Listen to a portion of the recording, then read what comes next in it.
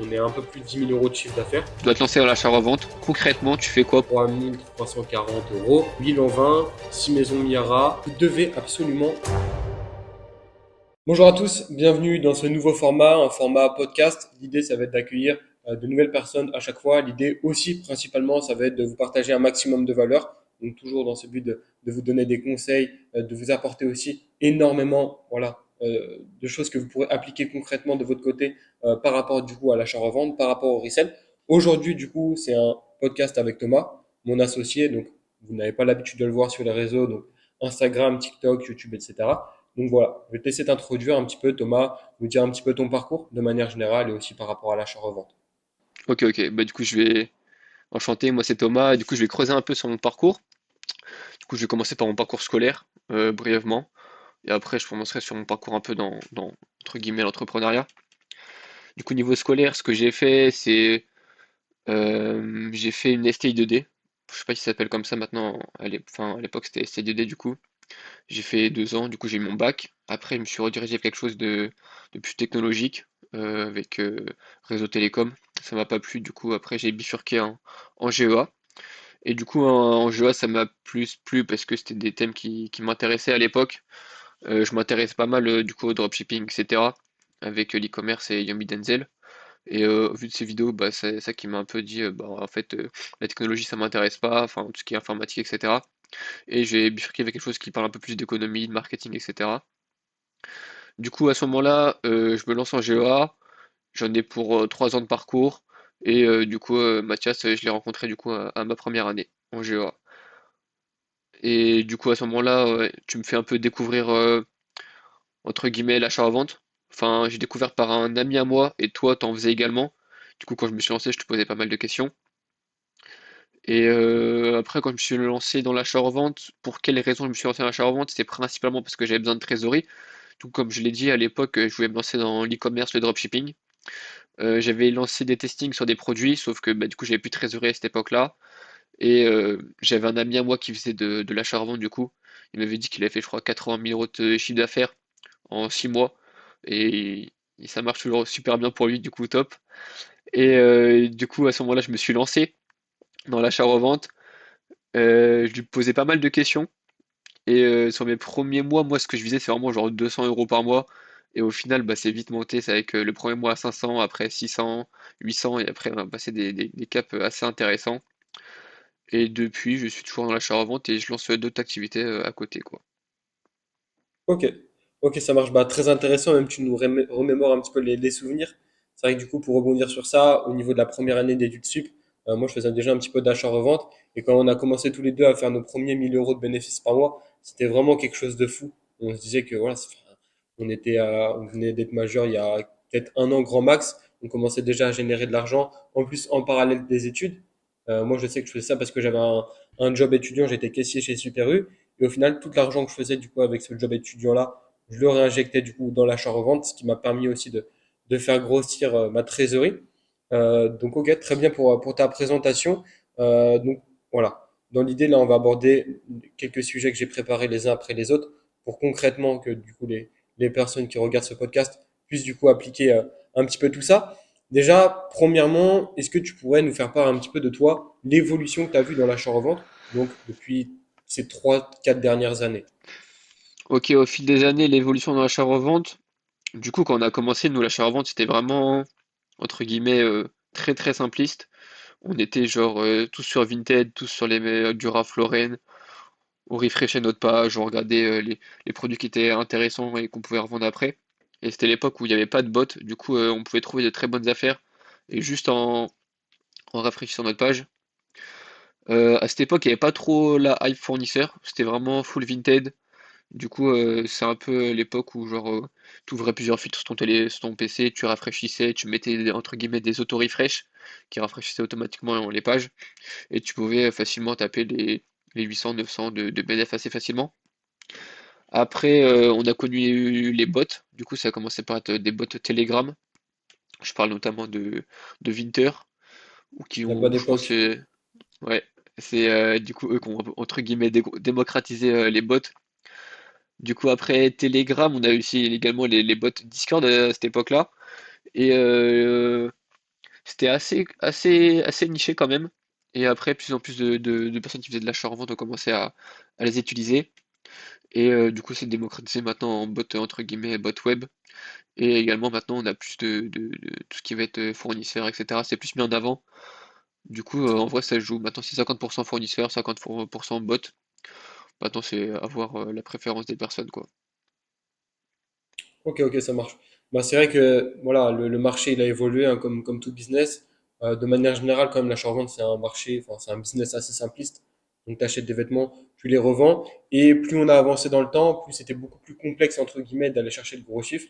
Parce que déjà, il y a eu énormément de concurrence qui arrivait sur le marché.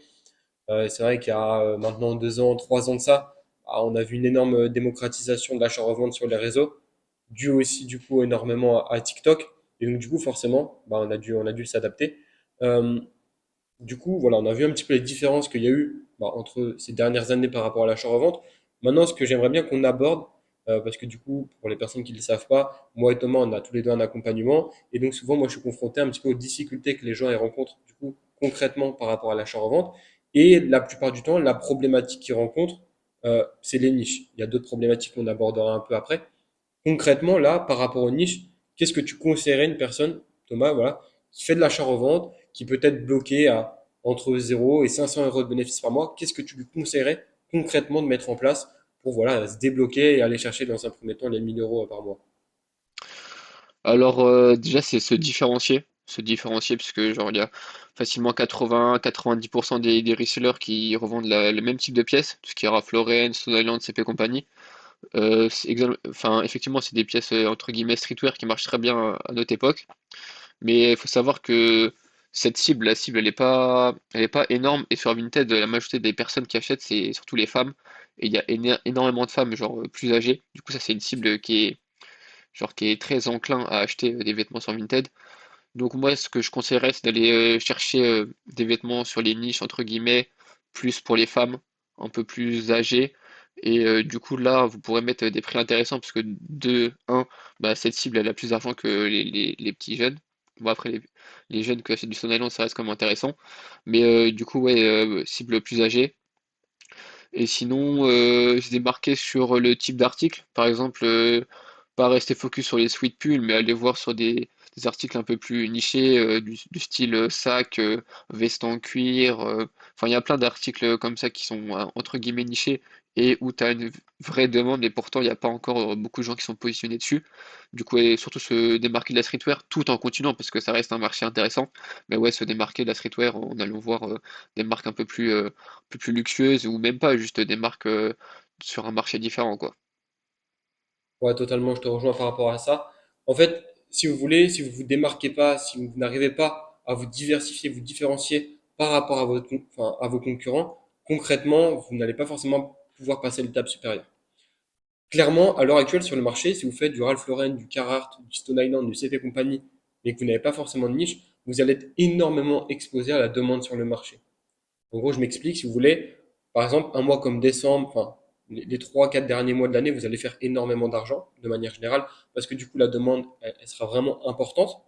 Mais par contre, tout le reste de l'année, vous allez relativement avoir des revenus assez faibles. Pourquoi? Parce que du coup, vous allez être dépendant de la demande sur le marché. L'idée, c'est vraiment de se décorréler de ça, se détacher de ça et avoir des niches, des produits qui marchent toute l'année. Donc concrètement, comme l'a abordé Thomas, le marché pour femmes, c'est un marché qui est assez lisse, dans la mesure où, de manière générale, vous allez quand même avoir une demande qui est assez stable tout au long de l'année. Et c'est ça qui va vous permettre, si vous voulez, d'avoir un business qui soit beaucoup plus rentable et qui vous permette, sur le long terme, d'aller chercher de beaux résultats. Parce que du coup, vous n'allez pas être dépendant, entre guillemets, du marché. Après, bien entendu, quand même, vous allez faire de plus gros chiffres en fin d'année. Mais l'erreur que les gens font, c'est que, ils pensent potentiellement qu'ils ont un bon business en fin d'année avec les fêtes et autres, et arrivé en mars, avril, mai, etc. Mais en fait, ils se rendent compte qu'ils n'ont pas fait le nécessaire au préalable pour avoir justement quelque chose qui soit solide. Euh, Concrètement, à l'heure actuelle, pour aller chercher des niches, il y a deux barrières principales en tout cas. Il y a le prix, donc c'est-à-dire qu'il y a des niches en low ticket, en high ticket, etc., peu importe, mais la plupart du temps, soit les gens n'ont pas le budget pour aller se positionner sur telle ou telle niche, ou alors ils vont pas forcément avoir les compétences pour authentifier les produits. L'idée, si vous voulez, c'est que vous devez absolument avoir la compétence d'authentifier. Si vous avez cette compétence-là, vous allez commencer avec des niches en low ticket. Typiquement, on va vous donner quelques niches après que nous on utilise. Et après, vous pourrez passer potentiellement sur des produits plus intéressants. Mais vraiment, ayez cette compétence-là. Ça va vous demander un petit peu de temps pour l'avoir. Mais derrière, vous serez en mesure de justement passer à l'étape supérieure. Une deuxième problématique aussi que moi je rencontre du coup par rapport aux personnes que j'en appelle, etc., quand on essaie de faire un point et de voir comment ils pourraient se développer, c'est avec la partie fournisseur. La partie fournisseur, on entend énormément parler sur les réseaux. Ok. Concrètement, toi de ton côté, est-ce que tu pourrais nous dire, pas forcément comment trouver le meilleur fournisseur du monde, mais déjà comment éviter un petit peu les erreurs typiques qu'un débutant peut faire? Au niveau des fournisseurs, Ouais, alors bah déjà les fournisseurs, c'est entre guillemets la grande problématique des personnes qui font de l'achat-revente, savoir si c'est intéressant ou pas. Du coup, déjà toujours se méfier un peu des fournisseurs que les gens recommandent, je veux dire sur les réseaux sociaux. Ça reste à prendre avec des guillemets, bien sûr certains fournisseurs sont intéressants, mais la majorité c'est des fournisseurs qui sont pas incroyables. Si quelqu'un a un très très bon fournisseur et qu'il le dit sur les réseaux sociaux, c'est que soit s'il est con, parce que on donne pas ses bons fournisseurs, ou soit il est là pour entre guillemets un système d'affiliation où il va prendre une commission. Mais du coup, au niveau des fournisseurs, maintenant on a de plus en plus de plateformes entre guillemets qui nous permettent d'être mis en relation avec des fournisseurs intéressants. Je pense notamment à Flick. Du coup, enfin, c'est une plateforme qui met en relation des fournisseurs, notamment en principal, c'est de l'Asie vers du coup d'autres pays d'Europe. Cette mise en relation, ça va être intéressant parce qu'on va directement être en contact avec le fournisseur. On aura différentes possibilités, par exemple tout ce qui va être le choix des pièces en vidéo, faire des appels avec le fournisseur pour choisir directement, etc. Ça va vraiment être intéressant parce que du coup, il n'y aura pas la barrière de j'ai commandé, mais je sais pas ce que je enfin, je sais pas exactement ce que je vais recevoir. Du coup, là, ça limite la chose. Vous pouvez éviter toutes ces contrefaçons, choisir que les meilleures pièces, mais du coup, le prix sera légèrement plus élevé parce que le fournisseur, lui, il sera un peu moins gagnant là-dessus. Et ensuite, ce qui est intéressant, c'est que du coup, la commande, elle sera envoyée, par exemple, d'Inde ou du Pakistan. C'est la majorité des fournisseurs, c'est de là-bas. Et elle sera envoyée directement à l'entrepôt flic, qui eux vont vérifier si la commande elle correspond bien à ce qu'on a vu avec, avec le fournisseur et si les vêtements sont authentiques et après ils vous le renverront cette commande jusqu'à vous en France. Enfin, si vous commandez de France. Et ce qui va être intéressant là-dessus, c'est que du coup, s'il y a un problème de livraison d'articles qui correspondent pas à ce que vous avez acheté, etc., vous pouvez contacter directement le support flic et du coup ils pourront enfin régler la solution avec vous, genre que ce soit un remboursement, un renvoi d'une autre commande ou etc. quoi. Du coup ça c'est plutôt intéressant. Après, ce qui reste le mieux en termes de fournisseurs, c'est quand vous avez des contacts qui font de l'achat-revente avec vous et qui vous filent le contact. Mais souvent, quand les gens vendent des fournisseurs, c'est pas des très bons fournisseurs, quoi. Du coup, toujours le mieux, c'est les contacts. Et sinon, après, ce que vous pouvez faire, c'est vous balader sur Instagram. Il y a pas mal de fournisseurs sur Instagram. Du coup, moi, je sais que mon fournisseur privé, il a aussi un compte Instagram. Du coup, ce que vous pouvez faire, c'est que vous vous baladez dans les comptes Instagram, vous démarchez un peu et vous voyez un peu la qualité qu'ils proposent, quoi. Et quand vous avez un très bon fournisseur, par exemple sur Flick, vous essayez de le ramener sur WhatsApp, comme ça vous aurez moins de galères. Bon, après, c'est vraiment si vous avez vraiment un bon fournisseur, parce que comme ça, Flick, ça vous permet vraiment d'éviter pas mal de galères. ouais, ouais, totalement. Bah, surtout, je rebondis sur ce que tu viens de dire, pardon. C'est vraiment le fait, soit de pouvoir faire du NPIC en visio, donc pouvoir faire bah, voilà, un appel comme on le fait là à l'heure actuelle avec votre fournisseur. Comme ça, vous voyez vraiment tous les produits que vous allez recevoir. C'est pas seulement un exemple.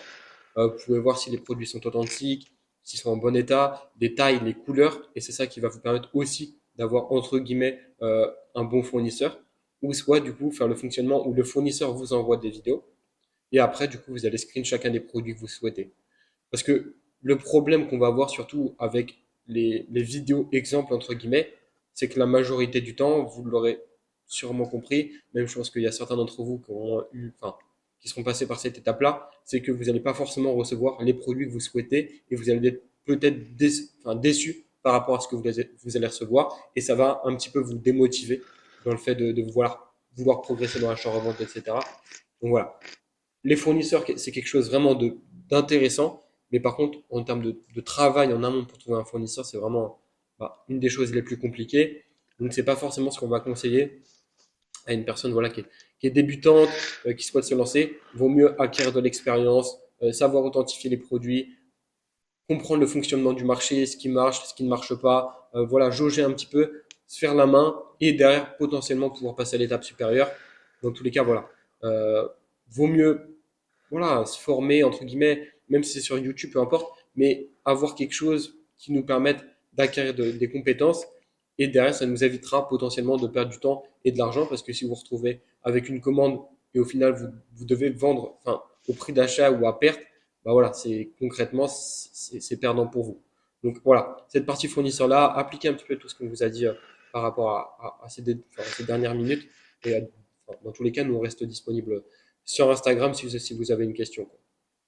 Ouais, surtout qu'en vrai, les gens ont entre guillemets complexifié le fait de trouver des fournisseurs de qualité. Mais si vous appliquez les bons process, par exemple sur Flix, c'est pas la chose la plus difficile de trouver un bon fournisseur. Je trouve que sur Flix, les gens ils ont complexifié la chose parce que en soi, si vous contactez, vous faites une liste, vous contactez 10 fournisseurs différents, vous leur proposez tous le handpicking, vous choisissez les meilleurs, vous négociez les prix parce que du coup vous aurez la connaissance du marché et des prix avec les différents fournisseurs, vous ajustez au plus bas. Enfin, vraiment, je pense tout le monde est capable de faire ça. C'est juste du coup un travail en amont avant de commander qui vous permettra par la suite d'avoir des bons fournisseurs, quoi. Ouais, totalement. Totalement, totalement. Du coup, je te rejoins par rapport à cette partie-là, cette partie fournisseur. Donc là, du coup, on a vu un petit peu en termes d'approvisionnement avec la partie justement bah, fournisseur. Après, il y a la partie bot qui est très importante. On a un petit peu abordé aussi la partie niche sur laquelle on reviendra plus tard. En termes de canaux d'acquisition, toi, c'est vrai, enfin, de vente, toi, c'est vrai que tu es, entre guillemets, une des personnes, moi, enfin, des premières personnes que je connais, qui a commencé vraiment à chiffrer, entre guillemets, sur Vestiaire Collective, avec des produits qu'on n'a pas forcément l'habitude de voir. Est-ce que tu peux, enfin, nous en parler un petit peu concrètement, comment toi, tu as découvert ça, la technique que tu avais en termes de produits sur lesquels tu te focalises, etc. Ouais, du coup, c'est à l'époque, j'avais pris c'était l'ebook de Veni Vidi Vintage, je crois, c'est ça son prénom. Et du coup, lui, il mettait en avant certains produits. Et du coup, il y a dans ces produits, il avait parlé du coup, des trench coats Burberry. À l'époque, c'était, je crois, il y a 2 3 ans. Ça marchait super bien. Et du coup, genre, il n'y avait pas beaucoup de concurrence. Du coup, c'était assez facile de se fournir sur Vinted. Du coup, ce que je faisais, c'est que je me fournissais sur Vinted. Genre, j'achetais maximum 100 euros, grand maximum. Et du coup, après, je les mettais sur Vestiaire Collective et je les mettais à 300 400 euros. Et ça partait comme des petits pains. Du coup, maintenant, c'est un peu moins liquide, mais ça marche toujours aussi bien. Du coup, si vous voulez ajouter cette niche, profitez-en. Mais ouais, Burberry, c'est très intéressant pour tout ce qui va être pièces de luxe, que ce soit en neuf ou en seconde main. J'ai également fait du neuf avec du coup la Vallée Village, où j'allais dans des magasins tels que Burberry, et j'achetais les articles à moins 80% pour ensuite les lister sur, euh, sur Vestiaire Collectif. Ça, c'est intéressant. Après, c'est pas la chose. Enfin, il faut quand même un capital assez intéressant de départ. Et du coup, ils prennent un peu plus de temps à se vendre. Mais c'est aussi intéressant. Et ouais, du coup, pour tout ce qui va être pièces semi-luxe, vestiaire collectif, c'est très intéressant de lister. Et même, ça peut permettre enfin, de diversifier vos canaux de vente, quoi. Ce que vous faites, c'est que vous listez sur Vinted et en parallèle, vous listez également sur vestiaire collective. Surtout que, enfin, avant, ils avaient pas mal de frais, mais je sais que maintenant, ils ont baissé leurs frais, du coup, c'est encore plus intéressant. Ok, bah, Mathias, toi, si par exemple, là, tu reviens 4 ans en arrière, mais sauf que tu es en 2025, tu dois te lancer dans l'achat-revente. Concrètement, tu fais quoi pour pouvoir atteindre, par exemple, disons qu'elle vise 400 euros par mois pour commencer. Ok, donc là, admettons, j'ai 18 ans, on est en 2025 et je dispose de tous les outils qu'il y a à l'heure actuelle sur le marché, c'est Ouais, ça? c'est ça. Et après, faut te dire qu'en parallèle, c'est soit tu travailles, soit tu es en études. Du coup, Ok. t'as pas 3 heures par jour à consacrer à l'achat-revente, quoi. Ouais, donc admettons, je peux y consacrer grand max une heure et demie par jour. Et en Ouais, termes de voilà, c'est ça. budget, En termes de budget, tu commences avec ouais, 200 300 euros et tu veux faire à peu ok, près 200 300 euros par mois, quoi, pour commencer. ok, ça marche.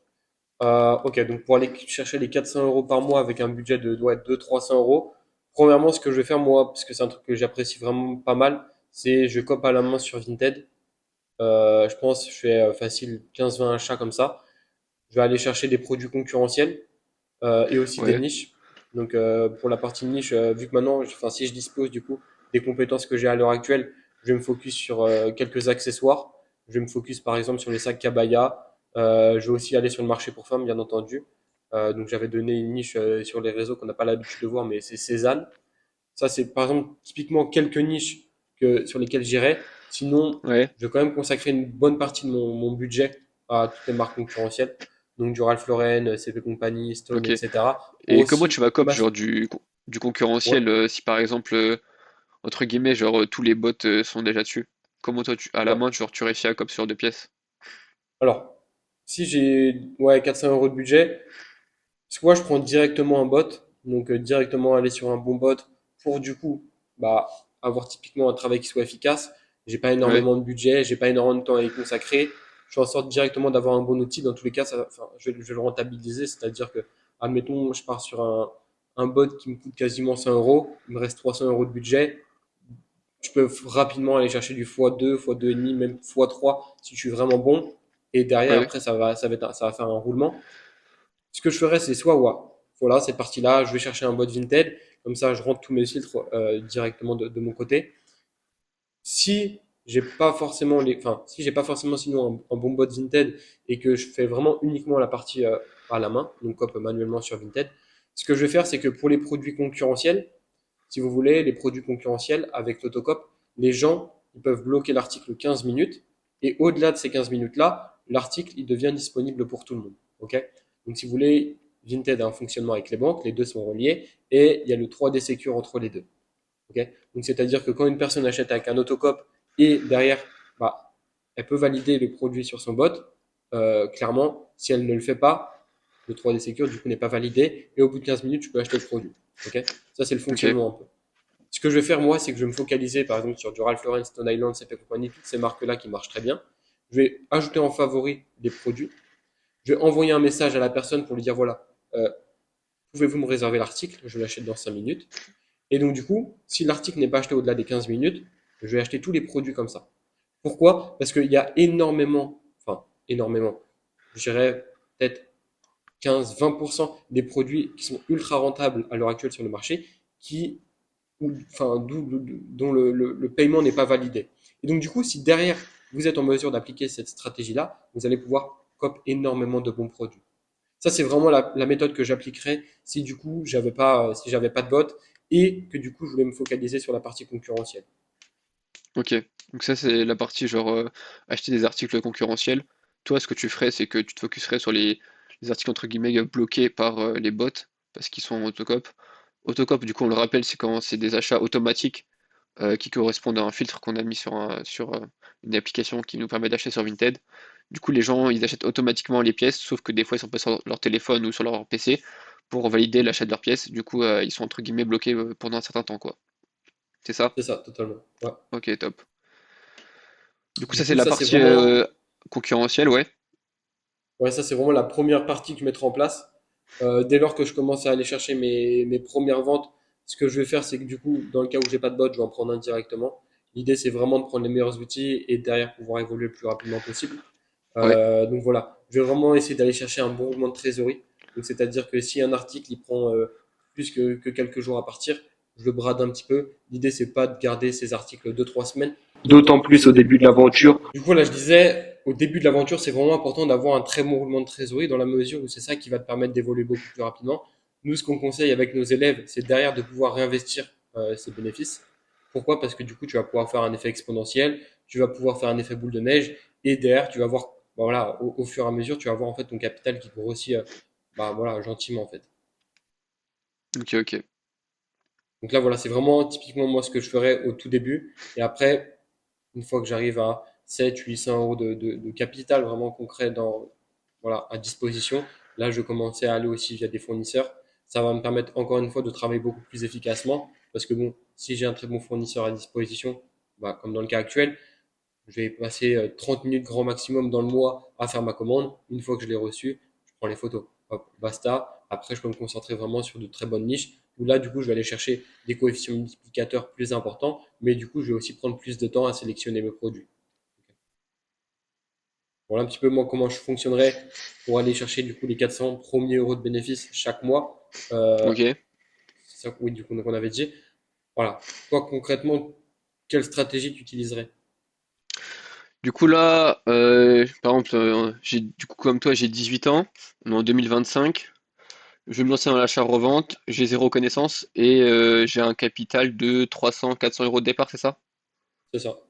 C'est ça, et du coup je dois atteindre genre les 400 € par mois assez rapidement. Du coup ce que je commence c'est je me forme, j'essaye de me former, de trouver un mentor qui va pouvoir m'aider à me lancer du coup idéalement un proche parce que du coup sinon les mentors la majorité du temps bah, du coup seront payants. Du coup, j'essaie de trouver un mentor ou de me former sur Internet, sur YouTube, sur Twitter, sur n'importe quelle source où je peux me former. Avec ce minimum de connaissances, je vais essayer de commencer à de tester un peu le marché sur Vinted. Du coup, je pense pas me diriger vers quelque chose de concurrentiel tel que du Ralph Lauren, Stone Island CP compagnie. Je vais plutôt me tourner vers du coup entre guillemets les niches. Je vais aller chercher des vêtements qui se vendent bien en mettant des likes et en triant par prix. Souvent, je trie par prix, j'ai par exemple de vêtements supérieurs à 65 € et je vais dans toutes les catégories, que ce soit pull, pantalon, veste, etc. Et j'essaie de voir un peu quel type d'articles sont intéressants à la revente, à quel prix ils partent environ, à quelle vitesse ils partent. Et du coup, à partir de là, je vais commencer à faire mes filtres sur Vinted. Et je pense que je vais mettre du coup un auto-refresh ou sinon je rejoins des Discord avec un bot Discord gratuit. Parce que moi, ce sera pas trop la performance du bot qui va m'intéresser, c'est pouvoir mettre mes filtres personnalisés. Du coup, tu as des bots qui coûtent 10-20 € par mois pour avoir ces fonctionnalités-là. Du coup, ce que je ferai, c'est que je ferai ça, comme ça j'aurai tous mes filtres, toutes les niches que j'aurai trouvées. Et à partir de là, je commencerai à faire tous mes mes petits bénéfices ou gros bénéfices et je pense que je multiplierai ça. Et dès que j'aurai un certain capital, je upgrade mon bot pour quelque chose de plus puissant. Et à partir de ce moment-là, j'ajouterai également les marques comme Ralph Lauren que je pourrais cop également du coup avec mon bot comme j'aurai des plus grosses perfs. Et dès que j'aurai focus un peu le bot, là, je pense que j'aurai atteint les 600-700 assez facilement avec les niches. Et je développerai, continuer de développer de nouvelles niches, d'implémenter le bot avec des marques concurrentielles et je pense à partir de là, je partirai sur du fournisseur pour aller viser les 1500-2000 par mois, quoi. Ok, ça marche. En termes de canaux de vente, tu resterais uniquement sur du Vinted ou tu essaierais d'implémenter d'autres méthodes? Bah justement, du coup, si je me focus sur des niches, en termes de niche, je pense que ça serait du coup des tarifs moyens, enfin comme du Vinted par exemple entre environ 100 €. Mais il y aura également des niches un peu plus high ticket, du coup aux alentours de 250, 300, 400. Et du coup, pour ce genre de pièces, j'irai me focaliser également sur Vestiaire Collective. Euh, petit aparté, si vous cherchez des niches, vous pouvez les chercher sur Vinted, mais également du coup sur Vestiaire Collective. Et ce qui est intéressant avec Vestiaire Collective, c'est que vous avez des pièces qui sont plus chères et du coup une clientèle plus aisée et du coup il y a pas mal de belles affaires là-bas et de belles niches à trouver. Du coup ouais, je me focaliserai également sur Vestiaire Collective pour les niches un peu plus high ticket. Dépôt-vente, j'attendrai un peu avant d'avoir du plus gros volume, mais je sais que ça se fait le dépôt-vente, ouais, même pour les pièces entre guillemets qui marchent bien, c'est concurrentiel, telles que du Stone Island, CP compagnie, un peu plus, un peu entre guillemets ouais, le mid-ticket quoi, au niveau de la streetwear. Du coup, en parlant de dépôt-vente, toi, je sais que tu travailles avec différents shops. Tu peux nous expliquer un peu comment ça s'est fait, genre au début, comment tu as procédé, je sais pas, toutes les démarches à faire pour trouver un dépôt-vente, comment ça se passe au niveau de la rémunération, du volume d'achat, volume de vente, etc. Comment ça se passe? Dis-nous tout. Ouais. Alors du coup, moi, le dépôt-vente, c'est quelque chose qui est venu assez naturellement, dans la mesure où du coup, j'ai un très bon pote à moi qui a ouvert un magasin, du coup, avec un pote à lui aussi. Nous, bah, du coup, moi, comme Thomas, on est originaire de Rennes, pardon. Donc du coup, je sais pas si vous connaissez, en tout cas, c'est un magasin qui a fait plusieurs années maintenant. C'est Copta Sneaker. Donc c'est-à-dire qu'eux, ils ont un premier shop, un deuxième shop, et c'est un petit peu comme ça, par ce biais-là, que moi, je me suis lancé dans le dépôt-vente. Ça faisait maintenant un an et demi que je faisais de l'achat-revente. Et au final, avec les vêtements, j'ai réussi à avoir un certain capital. Ça m'a permis vraiment d'avoir une bonne trésorerie, entre guillemets. Et en fait, je me suis un petit peu retrouvé dans la situation où, bah, en fait, je voulais investir cette trésorerie-là pour pas qu'elle dorme, entre guillemets, sur mon compte. Donc, voilà, en parallèle de ça, en plus, en parallèle de la partie vêtements, j'étais quand même un petit peu axé sur la partie sneakers. Et c'est quelque chose vraiment qui m'a permis de encore plus rentrer dans ce domaine-là. Donc moi, j'ai commencé vraiment sérieusement à faire du dépôt-vente avec Copta Sneaker au début. Au début, c'était uniquement des paires neuves, seulement quelques paires d'occasion. Donc c'était à l'époque les Dunk, après il y a eu les Campus, les Jordan 4. Voilà, on a vagué un petit peu sur toutes ces modes-là, entre guillemets, dans la sneakers. Donc, ce qui a très bien marché. Euh, Au fur et à mesure, du coup, je me suis ouvert aussi à d'autres magasins. Donc, un deuxième magasin HDV aussi à Rennes. Et aussi, du coup, enfin, aujourd'hui HDV. Et aussi, du coup, Archive, un magasin là qui va être spécialisé plus, du coup, dans la seconde main. Où là, ce qui va être intéressant, c'est qu'on va toucher une clientèle qui est totalement différente. Dans la mesure où, du coup, on va aussi avoir des produits qui sont différents. Là, on va aller chercher de la maison Niara, de la Lanvin, quelques Louis Vuitton, peut-être de la Valentino, Maison Margiela, etc. Tous ces types de produits-là, où du coup, bah forcément, on va avoir une clientèle, voilà, comme je l'ai dit, qui est différente. On va peut-être avoir des gens un petit peu plus focalisés sur des produits un peu plus luxueux, toujours dans l'esprit vraiment d'avoir des prix qui sont intéressants, parce que vu qu'on va être sur de la seconde main, on va vraiment rester relativement faible comparé à du neuf. Donc voilà, j'ai fait un petit peu cette transition-là. Le marché de la sneakers neuf, c'est aussi un marché qui bah, a baissé, hein, on va être honnête, ces dernières années. Maintenant, au niveau du fonctionnement, c'est assez simple. C'est-à-dire que quand tu travailles en dépôt-vente avec un magasin, tu as un contrat donc, qui atteste bah, de toutes les conditions, etc., des garanties que tu as en travaillant avec eux. Moi, ce que j'avais, c'est que j'avais un tableau en commun. Enfin, du coup, j'avais mon tableau et eux, ils avaient bah, leur tableau à eux, dont j'avais pas accès, mais j'avais accès aux ventes. Donc, c'est-à-dire que je voyais, entre guillemets, quand j'avais des ventes à moi, et dans tous les cas, ils me notifiaient aussi. Donc comme ça te permet vraiment d'avoir un suivi. Si vous souhaitez faire du dépôt-vente, vraiment l'intérêt et ce qui est important, c'est vraiment d'avoir une confiance avec le magasin avec lequel vous souhaitez travailler pour que derrière, vous puissiez vraiment avoir une vision long terme. Ça, c'est vraiment quelque chose de primordial. En termes de fonctionnement de manière générale, il faut savoir que déjà sur la partie sneakers, on marche beaucoup moins que sur la partie vêtements, surtout en termes de coefficient multiplicateur. Donc typiquement pour une paire qu'on va acheter 100 euros, bah, on va pas aller chercher du x2. De manière générale, je dis bien. On va plus aller chercher x1,3, x1,4, ce sera déjà très bien. Notamment en dépôt-vente, parce qu'en dépôt-vente, bah, concrètement, comme le principe est du dépôt-vente, c'est que vous n'avez pas besoin de vendre vous-même le produit, c'est le magasin qui va s'en occuper. Donc, pour vous donner un exemple, admettons que j'achète une paire à 100 euros. En moyenne, je vais la vendre 130, 140 euros au magasin. Mais par contre, le prix affiché en magasin, il sera peut-être aux alentours des 180 euros. Donc, c'est-à-dire que quand le consommateur final achète le produit, moi, je vais récupérer 130 ou 140 euros et le magasin, du coup, va prendre la commission restante. Donc, dans ce cas-là, à peu près 40 euros dans leur poche. Pourquoi? Parce que du coup, eux, ils m'auront vendu le produit, ils auront stocké le produit au préalable, etc. Et moi, j'ai pas besoin de faire cet effort-là de vendre et de trouver le client. Ok. Le dépôt-vente, c'est quelque chose d'intéressant quand vous commencez à avoir une trésorerie entre guillemets qui est important. Surtout dans la partie sneakers. Pourquoi? Parce que du coup, vu que vos marges elles sont assez faibles en termes de coefficient, encore une fois, vous ne pouvez pas vous permettre de faire du dépôt-vente dès lors que vous commencez. L'idée, c'est de commencer quand vous commencez à avoir une trésorerie à 5 chiffres, ça peut être intéressant. Après, pour la partie vêtements, je vais faire un petit peu de dépôt-vente en vêtements, mais quand même beaucoup moins que la partie sneakers. C'est quand même intéressant de faire de la partie vêtements, du dépôt-vente en vêtements. Et aussi, là, vous allez pouvoir commencer plus rapidement, dans la mesure où, bah, logiquement, les produits vont vous coûter moins cher et vous allez aussi pouvoir aller chercher de plus grosses marges. Ok.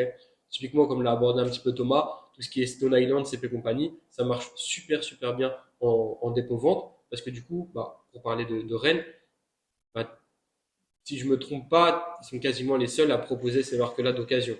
Et donc du Ouais. coup, encore une fois, comme pour la partie sneakers neuve, bah, proposer du CP Stone à un peu plus cher que du prix Vinted, bah, ça marche très bien. Les gens ils peuvent essayer les produits, etc. Il y a vraiment derrière un peu une expérience client que tu n'as pas quand tu achètes en ligne. Quoi. Ok, ok.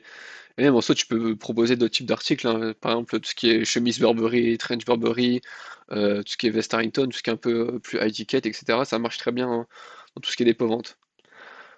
Sinon, tu parlais du coup de Maison Biara, de Pierre Louis Vuitton, etc. Toi, comment tu fonctionnes actuellement pour te sourcer? Tu fais ça sur Vinted? Non. Alors, comme toute personne un petit peu qui se lançait dans la sneakers, bon, j'avais aussi tout ce qui était les COP sur SNKRS, etc. Mais vraiment pour la partie occasion, donc cette partie-là avec un petit peu les marques semi-luxe, luxe dont j'ai évoqué juste avant, je vais pas me fournir sur Vinted. Pourquoi? Parce que du coup, ça va être beaucoup trop compliqué au niveau de l'authentification, avoir de bons produits, etc. Ce genre de marque-là, je ne conseille pas de les acheter sur Vinted. Clairement, il y a beaucoup trop de chances que, entre guillemets, vous faites arnaquer. Moi, concrètement, du coup, au fur et à mesure des années, bah, j'ai eu des contacts hein, dans l'achat-revente. Et du coup, maintenant, j'ai une méthode qui me permet de m'approvisionner en grande quantité. Donc, c'est-à-dire que je peux passer des commandes, c'est entre guillemets un fournisseur, même si c'est pas forcément le terme, mais c'est un petit peu comme la partie vêtements. Je peux aller chercher de la quantité, je peux aller chercher, acheter 7, 8, dans 20. Typiquement, là, je suis en train de passer une commande à 3 340 euros. J'ai 8 Lanvin, 6 maisons Miara, une Valentino, et encore 4 ou 5 paires, un petit peu de cet ordre-là. Mais pour vous donner un ordre d'idée, voilà, je peux acheter en quantité. Bien entendu que c'est quelque chose dont la majorité des personnes n'ont pas accès, mais aujourd'hui, avec le recul que j'en ai, ça me permet aussi d'avoir quelque chose qui soit efficace, dans la mesure où du coup, je n'ai pas, j'ai pas besoin d'acheter des produits les uns après les autres, vraiment, et prendre pas mal de temps sur chacun d'entre eux. Ok. En plus, c'est plutôt intéressant parce que du coup, dépôt-vente, toi, t'as rien à faire. Si tu fais une commande et c'est directement livré au magasin, c'est ça? Ouais, c'est ça. Du coup, moi, à l'heure actuelle, je suis à Kuala Lumpur. Donc, c'est-à-dire que moi, je fais le relais. En fait, c'est un petit peu le fonctionnement du dropshipping dans la mesure où, en fait, moi, je vois pas les produits. C'est-à-dire que moi, je fais le relais entre le fournisseur où j'achète mes paires de sneakers et le magasin. C'est-à-dire que, du coup, j'achète les paires, elles sont directement envoyées au magasin et derrière, du coup, le magasin s'occupe de les mettre en exposition, etc. Et donc, du coup, moi, je suis tenu informé dès qu'il y a une vente qui est faite. Et derrière, du coup, enfin, c'est sous forme de virement. Donc, moi, je me fais payer pardon, chaque semaine en fonction des ventes que j'aurai faites. Ok, top. Et du coup, niveau rémunération, comment ça se passe? Genre, tu prends en moyenne combien par paire et par mois, tu arrives après à générer combien avec du coup cette méthode d'approvisionnement qui est fournisseur et ensuite dépôt-vente au niveau de la sneaker secondement. Ouais. Alors, du coup, ça va dépendre énormément aussi des magasins. C'est-à-dire que tu as des magasins qui vont te permettre de générer plus que d'autres. Et tu vas aussi être énormément dépendant des saisons. C'est-à-dire qu'une période comme Noël, automatiquement, tu vas faire beaucoup plus de ventes parce que du coup, les gens, ils vont consommer beaucoup plus de par les fêtes, etc., de par la saison. Donc, du coup, tu vas être énormément dépendant de ça. Typiquement, en fait, avec le dépôt-vente, notamment la partie sneakers, tu vas vraiment souvent avoir un gros chiffre d'affaires et pour autant, tu vas avoir automatiquement un bénéfice qui va être moins élevé puisque du coup, tu fais des marges autour de 30%. Typiquement, un mois comme décembre, on est à un peu plus de 10 000 euros de chiffre d'affaires. Donc, encore une fois, c'est une partie que je ne gère pas. Ça me prend 2 3 heures grand maximum dans le mois. On est aux alentours des 10 000 euros de chiffre d'affaires. Et en termes de bénéfices, du coup, on doit être aux alentours des allez, 2000, entre 2000 et 3000. Ouais, je dirais aux alentours des 2500 euros. Voilà, encore une fois, c'est quelque chose qui a pris du temps à construire. Parce que, aussi, pour faire ces chiffres-là, ce qu'il faut dire, c'est que derrière, tu te dois d'avoir quand même pas mal de stock. C'est-à-dire que moi, j'ai environ 50 000 euros de stock. Donc, c'est aussi du stock où tu prends le risque derrière de ne pas vendre les produits. Mais derrière, concrètement, si tu as les bons produits, ça te permet d'aller générer typiquement de gros revenus sans avoir à rien faire entre guillemets. Maintenant, en termes de bénéfices par paire, ça va dépendre des paires.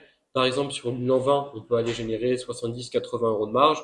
Sur une maison Miara, on va peut-être aux alentours des 50 70. Et sur une paire un petit peu moins chère, parce que je fais très bien aussi de la ASICS, de la Samba ou autre, là, on va plus être aux alentours des 20 30 euros de marge. C'est pas énorme, mais en fait, dans l'idée, c'est que on propose toujours de bons prix au sein du magasin. Ok, ok. Et du coup, là, si toi, tu devais donner des conseils à une personne qui souhaitait se lancer en dépôt-vente, quelles seraient par exemple, les différentes étapes à respecter pour contacter, rentrer en contact avec un dépôt-vente, quoi? Ok.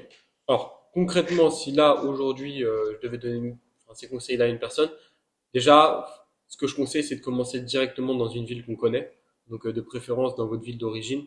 Ça vous permettra aussi de connaître un petit peu le fonctionnement, voir un petit peu peut-être les méthodes de consommation que les gens ont dans votre ville. L'idée, c'est directement d'aller prospecter, entre guillemets, d'aller voir les gens du magasin directement en réel, vous présenter, dire un petit peu ce que vous faites dans la vie, concrètement proposer vos services. Quand je dis proposer vos services, c'est voilà, vous mettre en avant, être réaliste aussi par rapport aux produits que vous pouvez proposer au shop, que ce soit d'ailleurs des vêtements ou alors des sneakers. Les deux c'est possible, mais juste soyez réaliste et montrez-leur concrètement Des exemples, vous pouvez très bien aller avec deux, trois Pullstone enfin, que vous pourriez potentiellement mettre en dépôt-vente ou alors des paires de sneakers, peu importe, et proposer un petit peu les prix que vous seriez en mesure de proposer. L'idée, c'est vraiment d'apporter une plus-value au magasin, donc potentiellement des produits qui n'ont pas l'habitude de vente, pardon, où il y aurait de la demande, et dans tous les cas, ça permettra vraiment d'avoir une relation gagnant-gagnant. Voilà un petit peu de manière générale, du coup, pour ce premier podcast. Encore une fois, c'est un podcast assez généraliste. Il y aura plusieurs podcasts qui vont arriver, d'autres avec Thomas et d'autres avec d'autres invités, notamment des personnes qui gèrent des magasins, des shops avec lesquels je travaille. Ce que je vous invite à faire, c'est à rejoindre le lien qu'on va vous mettre en description. C'est notre communauté entre guillemets Discord. C'est totalement gratuit. Vous allez pouvoir avoir accès à plusieurs vidéos, donc 3 vidéos dans lesquelles on va vous donner énormément d'expériences que vous allez pouvoir vous-même mettre en place, qui vont vous permettre d'aller générer un revenu complémentaire en parallèle de votre activité, que vous soyez lycéen, que vous soyez étudiant ou même que vous ayez un métier. Je vous invite fortement à aller le rejoindre. Encore une fois, c'est totalement gratuit, c'est quelque chose qui est offert. Et en plus de ça, vous allez pouvoir avoir accès à un bot, votre propre bot. Pareil, ça c'est offert. Il va y avoir quelques niches. Vous allez pouvoir créer aussi vos propres filtres. Et l'idée, c'est que vous puissiez vraiment vous faire une première expérience dans l'achat-revente pour aller générer 400-500 € de bénéfices par mois. En tout cas, ravi d'avoir fait ce premier podcast. Si vous avez des idées, par exemple, de thèmes qu'on pourrait aborder dans un des prochains podcasts, n'hésitez pas à nous en faire part directement dans les commentaires. En tout cas, voilà, ça a été un plaisir de t'avoir, Thomas, dans ce premier podcast. Je ne Merci. sais pas si tu as un mot de la fin un petit peu par rapport aux personnes qui vont visionner ce premier épisode. Bah écoutez, pas trop, non. Si vous êtes pas encore lancé dans l'achat-revente et que vous vous renseignez là-dessus, n'hésitez pas, du coup, comme a dit Mathias, à rejoindre le Discord. Il y aura pas mal d'informations, tous les outils pour commencer l'achat-revente tranquillement. Et même si vous avez des questions ou des thèmes, comme l'a dit Mathias, que vous souhaitez aborder dans les prochains podcasts qu'on va faire, mettez-le en commentaire et du coup, on creusera plus là-dessus, quoi.